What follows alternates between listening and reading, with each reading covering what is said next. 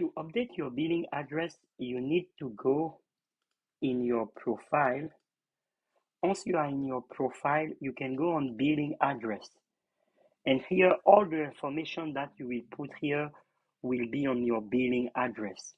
So I will open another tab where I will open one of my invoice, this invoice, and I will download this invoice.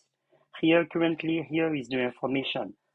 So let's say I will come back on my billing address here and I will put my billing name should be, let's say our full company name.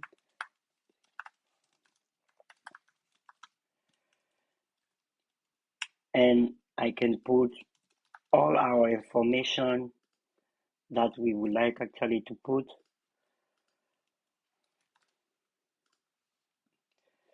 And all of this,